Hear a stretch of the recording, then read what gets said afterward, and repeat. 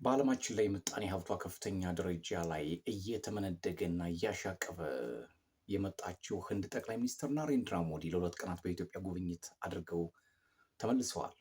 1.4 ቢሊዮን ፖፑሌሽን ያላት ህንድ ለዚህ ኢኮኖሚ ምን አይነት ምርቶችን ወስዳለች የሚለውን እሱን ባለሙያዎች የሚያጠኑት ነው። ግን ናሬንድራ ሞዲ ወደ ኢትዮጵያ ለምን መጡ? የመጀመሪያው ሞዲ ኢትዮጵያ የግሩፕ ወይም ደግሞ ይሄ የብሪክስ አባል መሆኗ ይታወቃል።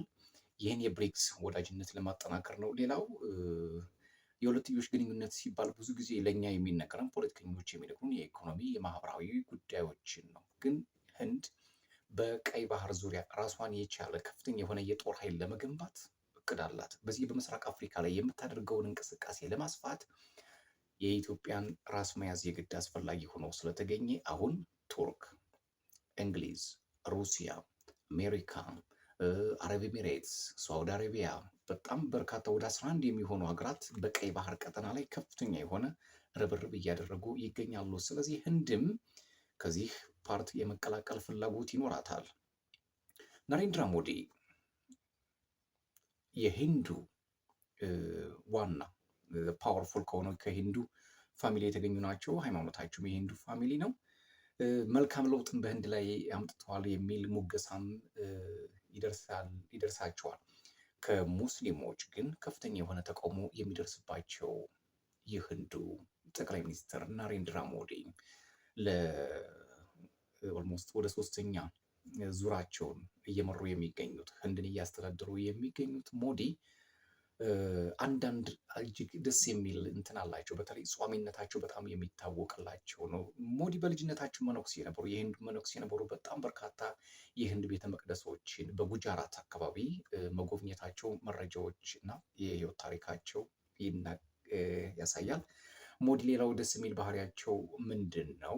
እጅግ በጣም ጾመኛ ናቸው። ለ9 ቀን ትኩስ ውሃ ብቻ እየጠጡ መቆየት የሚችሉ ሰው ናቸው። ለ4 ቀን በእነሱ ቅዱስ ጾም አላቸው። ያንን በቀን አንዴ ብቻ በመመገብ የመጾም አቅም እና ፓወር እንዳላቸው ብዙዎች ይመሰክሩላቸዋል። ሃይማኖታቸውን በዚህ ጥብቅ እንደሆነ የብዙዎች እምነት ነው የሚሆነው። ሌላው ህንድ ላይ እርሳቸው የሚታወቁበት ምንድን ነው? በተለያዩ የህንድ ቤተ መቅደሶች በመዞር ህዝብን የመሳብ ራስን ለህዝቡ የመስጠትን ይሄ ብዙ ጊዜ መሪዎች የሚያጡትን በህዝቦች መካከል መገኘትን ናሬንድራ ሞዲ በሰፊው ይታወቁበታል።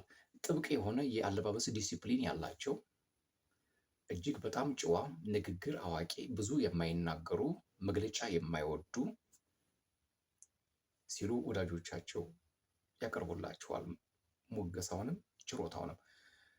በህንድ ውስጥ እንግዲህ እንደምታውቁት እጅግ በጣም አስቸጋሪ የሆነ ምስቅልቅል ማህበረሰብ ያለበት ነው። እስካሁን ድረስ ጣዖት የሚያመልክ ማህበረሰብ አለ። እስካሁን ድረስ ሰዎችን የሚያመልክ ማህበረሰብ አለ። እስካሁን ድረስ በእባብ የሚያመልክ ማህበረሰብ አለ። እስካሁን ድረስ በወንዝ የሚያመልክ ማህበረሰብ አለ። የህንድ ኦልሞስት ካላት ከ216 በላይ ብሔር ብሔረሰብ ውስጥ እጅግ የሚገርም የሆነ አይንኬ የሚባሉ ሰዎች እንዳሉ እስካሁን ድረስ ይታወቃል። ሞዲ በዚህ ላይ ከፍተኛ የሆነ ጥብቅ ዲሲፕሊን የሚከተሉና ህንድን ለመለወጥ የሚታትሩ ናቸው። ከኢትዮጵያ ጋር ባላቸው ግንኙነት እንግዲህ በ1938 አካባቢ ጠንካራ ግንኙነት እንደነበራቸው ይነገራል። ነገር ግን እጅግ አስገራሚ የሚሆነው ከ2000 ዓመት በፊት ከኢትዮጵያ ፈልሰው የሄዱ እዚሁ አካባቢ ሀበሻት የሚባሉ የሀበሻ መልክ ያላቸው የህንድ ሰዎች በቅርቡ እንደተገኙ ጥናቶች አመላክተዋል። ሌላው አንዳንዴ ስሞች እንዲሁ በቀላሉ የሚወጡ ወይም ደግሞ እንዲሁ ዝም ብሎ በዘፈቀደ የሚሰጥ አይደሉም። ለምሳሌ ህንዶች የዛሬ እጅግ በጣም ኦልሞስት 2000 ዓመት አካባቢ ወደ ኢትዮጵያ በመጡበት ሰዓት ምክንያቱም ከፍተኛ የሆነ የንግድ ግንኙነት ኢትዮጵያ በቀይ ባህር በኩል በሜዲትራኒያን በኩል ከሮም፣ ከህንድ፣ ከቻይና፣ ከኢየሩሳሌም ጋር ከግሪክ ጋር በነበራት ጊዜ ህንዶችን በዚሁ አካባቢ በቀጠናው በኩል ይመጡ ነበር እና የሀገራችን ሰው ብዙ ጊዜ ቡድሃ ማለት የበራለት የተገለጸለት ማለት ነው። የሀገራችን ሰው ግን ይሄን አሳጥሮ ቡዳ ይለዋል። እኛ ግን ወደ ክፉ ስለቀየረ ነው እንጂ ቡድሃ ወይ ደግሞ ቡዳ ሲባል እጅግ ጠቢብ አዋቂ ለማለት ነው። እንግሊዝ ከእንግሊዝ ነጻ ከወጣች በኋላ በ1950 ህንድ ነጻነቷን ካገኘች በኋላ 15ኛው የህንድ ጠቅላይ ሚኒስትር የሆኑት ናሬንድራ ሞዲ ከአሜሪካና ከሩሲያ ከቻይና ጋር ጥብቅ ግንኙነት በመመስረት ሀገራቸውን እያሳደጉ ያሉ መሪ ናቸው። በኢትዮጵያ እንግዲህ ለተደረገላቸው አቀባበል ምስጋናቸውን አቅርበዋል። በሁለቱ ምክር ቤቶች በተወካዮች ምክር ቤት እና በፌዴሬሽን ምክር ቤት በመገኘት ጤና ይስጥልኝ ብለው ንግግራቸውን ጀምረዋል። በሀገራችሁ ድር ቢያብር አንበሳ ያስር የሚል መፈክር ሰምቻለሁ፣ ወይ ደግሞ አባባል አውቃለሁ ተነግሮኛልም። በእኛ ደግሞ ወይ ደግሞ በህንድ ደግሞ ልቦች ካበሩ ተራራን መግፋት ይችላሉ የሚል ሀሳብ አጋርተዋል። ይሄ የሁለቱን ሀገራት ግንኙነት ለማጠናከር ከፖለቲካዊ አንድምታው ባሻገር የህዝብ ለህዝብ ትስስሩን ከፍተኛ እንደሚያደርገው የሚጠበቅ ነው፣ የሚታወቅም ጭምር ነው። ሌላው የህንድ ባለሀብቶች በኢትዮጵያ $5 ቢሊዮን ፈሰስ አድርገዋል። 75,000 የሚሆኑ ስራ አጥ ዜጎችን ሸፍነዋል የሚል መረጃ ወጥቷል። ነገር ግን በዋናነት እኔና እናንተ በልጅነታችን ከማዘር ኢንዲያ ፊልም ጀምሮ ህንድን ምን ያክል እንደምናውቃት፣ ህንድን እንዴት እንደምንወዳት በእኛ ሰዓት የነበሩት እነ ሻሩካም እነ አሚር እነ ዳርሜንድራ እነ ሶኒ እነ ሳኒል እነ ሚስተር ቦኒ ደግሞ እነ አክሼይ ኩማር እነ አጄሲ በጣም ነው እነ ሻሩክ ከፍተኛ የሆነ የስነ ልቦና ትስስር ፈጥሮብናል በልጅነታችን ማለት ነው።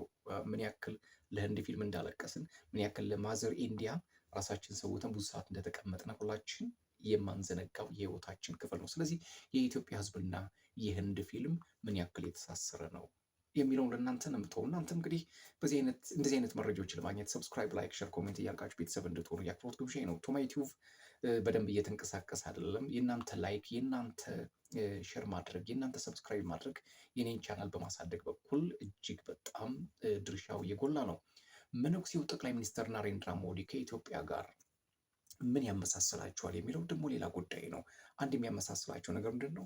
እኛ ኢትዮጵያን በሴት ስም አንቺ ብለን እንደምንጠራት እነርሱም ሀገራቸውን ህንዶች አንቺ ብለው መጥራታቸው የሚያመሳስላቸው ጉዳይ። ሌላው ጥብቅ የሆነ የሃይማኖት ስነስርዓት በህንድና በኢትዮጵያ መካከል የመቀራረብ ምልክት እንደሚያሳይ ነው። ብዙ ጊዜ በጣም ብዙ ባህታውያን ህንድ ውስጥ አሉ። በተለያዩ ሃይማኖቶች እና በተለያዩ ቤተ መቅደሶቻቸው እጅግ በጣም ዲሲፕሊንና ጥብቅ የሆኑ የሃይማኖት ስርዓትን የሚከተሉ ባህታውያን ወይም ደግሞ በገዳም የሚኖሩ ሰዎች አላቸው። በኢትዮጵያ ስትመጡ ደግሞ ብዙ የሆኑ በርካታ ባህታውያን በሀገራችን በገዳም ውስጥ እንደሚገኙ በደንብ የምንረዳውና የምናውቀው ጉዳይ ነው። እንግዲህ ከህንድ ፊልም ብዙዎቻችን ምን ያክል ተራይዘን ተሰልፈን ወለል ላይ ቁጭ ብለን አፈር ላይ ተቀምጠን እንደተመለከትን ትናንትናን መመልከት እጅግ በጣም በቂ ነው። ሞዲ ከዚህ ባሻገር ግን በቀጠናው ላይ የበላይነታቸውን ለማናገር ለማሳየትም ጭምር አለውልሽ ወደ ማለትም ነው። አንድምታው በጣም ብዙ ነው። እንግዲህ ኢትዮጵያ ወደ አሰብ እየገሰገሰች ነው፣ እንደማይቀር ደግሞ ግልጽ ነው። ስለዚህ ሀገራት አሁን የምስራቅ አፍሪካን ፖለቲካ ለመቆጣጠር ሲፈልጉ ኢትዮጵያን መያዝ የግድ ይጠበቅባቸዋል ማለት ነው። ይሄ ነው ከኢትዮጵያና ከህንድ ጋር ያለው። ሌላው የኔቶ ሩሲያ እና ዩክሬን ጉዳይ አሁንም ድረስ ውስብስብ እንደሆነ ቀጥሏል። ዘለንስኪ በአውሮፓ የተቀመጠው የሩሲያ ገንዘብ $210 ቢሊዮን ወደ እኔ ፈሰስ ይደረግልኝ የሚል አቤቱታም አቅርበዋል። እስካሁን ድረስ የሩሲያ ገንዘብ $300 ቢሊዮን ነው የሚሆነው፣ በአውሮፓውያን የተያዘው ነው። ብራሰልስ እነ ሃንጋሪ እነ ቤላሩስ ግን ይህን የሩሲያ ገንዘብ ወደ ዩክሬን መስደድ የሚለውን ነገር አልተቀበሉትም። ምክንያቱም ከፍተኛ የሆነ ጥቃት ፑቲን ሊወስዱ ይችላሉ የሚል ስጋት ስላላቸው። ሌላው ቭላዲሚር ፑቲን ዛሬ ጠቅላላ የወታደራዊ አማካሪዎቻቸውን ሰብስበው እጅግ ዘመናዊ የሆነውን ወደ 12300 ኪሎ ሜትር የሚምዘገዘገውን ወይም ደግሞ የሚወነጨፈውን መካከለኛ ሚሳኤል ኦሬሽኒክ የተሰኘውን ሚሳኤል በዚህ ዓመት እንደሚጀምሩ ተናግረዋል። ዘለንስኪም በትራምፕ እቅድ መከለስ ተደስተው፣ ነገር ግን ሩሲያ ትቀበለዋለች ወይ የሚል ጥያቄ ደግሞ አንስተዋል። ምክንያቱም ሩሲያ በእቅዱ ላይ እያፈገፈገች ነው የሚል መግለጫ አንስተዋል። የሞስኮ ባለስልጣናት በበኩላቸው አንዲትም ሽራፊ መሬት አሳልፈን አንሰጥም እያሉ ነው። የዩክሬን ህዝብ ደግሞ ዶንባስን አንሰጥም እያለ ነው። ኔቶ ሩሲያን መርዳት አለብን፣ ጊዜው አሁን ነው እያለ ነው። ዩኬ ሌላው መረጃ ዩናይትድ ኪንግደም የዩክሬን ጦርነት እንዳይቋጭ የትራምፕ እቅድም ወደ ተግባር እንዳይመጣ ጥረት እያደረገች እና ጦርነቱን ለማባባስ ከፍተኛ የሆነ ሴራ እየሰራች ነው ሲል የሩሲያ የውጭ ጉዳይ የስለላ አገልግሎት ተቋም ኤስቪአር የሚባለው መግለጫ ወጥቷል። ዓለም አቀፍ መረጃዎችን ለማግኘት በቶማይ ቲዩብ እየገባችሁ ሰብስክራይብ እንድታደርጉ የአክብሮት ግብዣ ነው የሚሆነው። ለዛሬ እዚህ ላይ ወደ እናንተ ያደረስኳቸው እነዚህን ይመስሉ ነበር። ሰብስክራይብ